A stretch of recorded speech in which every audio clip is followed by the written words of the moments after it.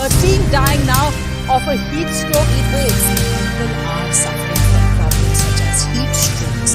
गर्मी का मौसम आ गया है, यानी बच्चों के लिए एक त्योहार समझ लीजिए, क्योंकि उनको स्कूल से गर्मी का छुट्टी जो मिल जाता है और वो आज़ाद हो जाते हैं कुछ दिनों के लिए। लेकिन उनका क्या, जो कंस्ट्रक्शन में, कंपनी में, डायरेक्ट सनलाइट में काम करते हैं। तो आज का जो वीडियो है हमारा, वो हीट स्ट्रेस, हीट स्ट्रोक के ऊपर आधारित है। इसमें कुछ हम आपको एनसीआरबी के द्वारा जो रिपोर्ट्स दिए गए हैं 2020 का 21 का, वो भी दिखाएंगे, जिसमें डेथ रेशियो जो है वो कितना था 2020 में और 2021 में सन स्ट्रोक, हीट स्ट्रेस और हीट स्ट्रोक को लेके। इस वीडियो के डिस्क्रिप्शन में आपको लिंक मिल जाएगा जो एनसीआरबी के साइट पे उपलब्ध है। वो लिंक आपको इस वीडियो के डिस्क्रिप्शन में दे दिया जाएगा। आप चाहे तो वहाँ पे भी जाके आप चेकआउट कर सकते हैं। और कुछ डॉक्टर्स लोगों का भी सुझाव दिया जाएगा, जैसे कि दिल्ली एम्स के जो डॉक्टर संजय हैं, उनका भी कुछ सुझाव आप लोगों को इसमें दिखाया जाएगा। वो क्या कहते हैं हीट स्ट्रेस और हीट स्ट्रोक के बारे में, उनका क्या राय है, वो भी आपको इस वीडियो में जानने को मिलेगा। तो आप लोग बने रहिए इस वीडियो के लास्ट तक। तो चलिए वीडियो का शुरुआत करते हैं। अगर सिर्फ इंडिया में एनसीआरबी का रिपोर्ट देखा जाए तो 2020 में लगभग 530 डेथ हुए थे और 2021 में लगभग 370 डेथ हुए थे, जो कि सिर्फ हीट स्ट्रोक और सन स्ट्रोक की वजह से हुए थे। तो अब जानते हैं कि ये हमको हीट स्ट्रोक और डायरेक्ट सनलाइट लगता कैसे है। तो जब हम लोग समर सीजन में बाहर निकलते हैं या ज़्यादा समय तक हम धूप में काम करते हैं, तो जो हमारा बॉडी का टेम्परेचर है ना, जो हमारा बॉडी का नॉर्मल टेम्परेचर है 36 degree Celsius to 37 degree Celsius, वो बढ़ते बढ़ते और 41, 42 के आसपास चला जाता है। तो हम लोग उसके चपेट में आ जाते हैं, यानी कि हम लोगों को हीट स्ट्रोक लग चुका है और हम लोग उससे प्रभावित हो चुके हैं। जब बॉडी का टेम्परेचर धीरे धीरे बढ़ते बढ़ते ज़्यादा हो जाता है, यानी कि अप्रॉक्स 40 डिग्री या 41 डिग्री सेल्सियस हो जाता है, तो उस समय दिमाग काम करना बंद करने लगता है। धीरे धीरे दिमाग हमारा जो होता है वो काम करना बंद करने लगता है, चक्कर आने लगता है और चक्कर आके कितने लोग गिर जाते हैं। गिरने के बाद अगर सही समय पे देखभाल ना किया जाए, उनको कोई ना देखे, तो वहीं पे उनका डेथ भी हो सकता है, यानी कि यह एक बहुत बड़ा हादसे में तब्दील हो सकता है। तो आप लोग हीट स्ट्रोक से बचे, आप लोग गर्मी से बचो। ये जो इतने डायरेक्ट सनलाइट हमारे बॉडी के ऊपर आ रहे हैं, तो इनसे बचने का ज़रूरत है। हमको ज़्यादा देर तक हमको काम नहीं करना है साइट पे। ये नहीं कि हमको प्यास लग रहा है, हमको धूप लग रहा है, एक्सट्रीम धूप लग रहा है, उसके बाद भी हम काम कर रहे हैं, थोड़ा ब्रेक लेना पड़ेगा।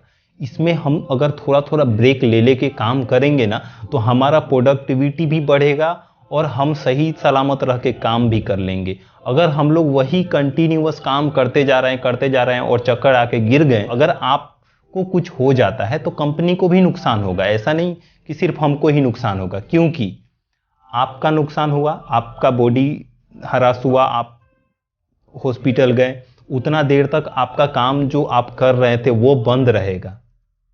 वहाँ पे दूसरा कोई आके करेगा तो फिर उसका काम बंद रहेगा।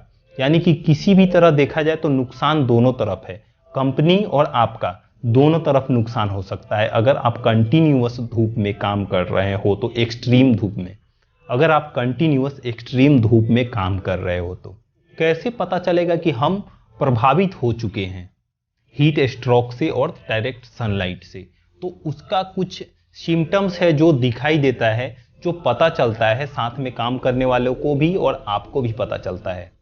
तो वो सिम्टम्स क्या है वो हम आपको एक एक करके बताते हैं। चक्कर आ सकता है, वो गिर सकता है। दूसरा है कि उसको वोमिटिंग होने लगेगा, यानी उल्टी आने लगेगा। तीसरा है कि उसका दिमाग एकदम काम करना बंद करेगा, यानी कि वो हेडेक हो जाएगा, उसको उसके सर में दर्द होने लगेगा। रैपिड ब्रीथिंग, बॉडी पेन हो सकता है, यानी बॉडी पूरा दर्द करने लगा और फिर उसको लगेगा कि अब हम काम ना कर पाएंगे, एकदम से थक गए हैं, अब हमसे ना हो पाएगा, और वो एकदम स्ट्रेसफुल हो जाएगा। उसका जो मसल्स है वो सब पेन करने लगेगा। वो आदमी मतलब चक्कर आने लगेगा, उसको गिरने लगेगा।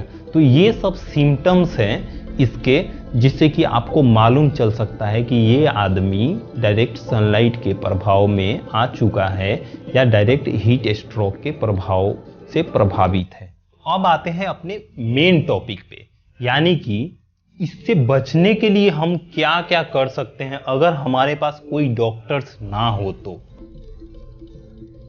यानी हमारे पास कोई चिकित्सा का सुविधा नहीं है, हम साइट पे हैं या हम कहीं ऐसे जगह पे हैं जहाँ पे हमारा कोई भी मदद करने वाला नहीं है, तो वहाँ पे हम अपने आप को इससे कैसे सुरक्षित रख।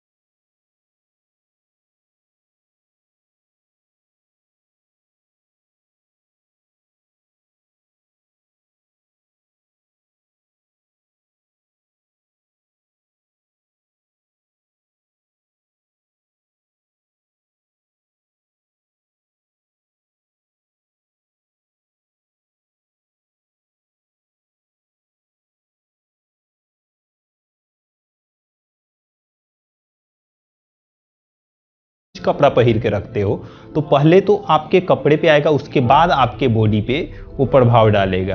तो आप लोग कोशिश करो कि लूज कपड़ा पहने गर्मी के दिनों में, और ज़्यादा धूप जब निकल रहा है तब, तो बहुत ज़्यादा बेनिफिट्स मिल सकता है। तो ये कुछ सुझाव थे, डायरेक्ट सनलाइट से बच सकते हैं। हीट स्ट्रेस से बचने के लिए डॉक्टर्स क्या कहते हैं इसके बारे में अब हम जानते हैं।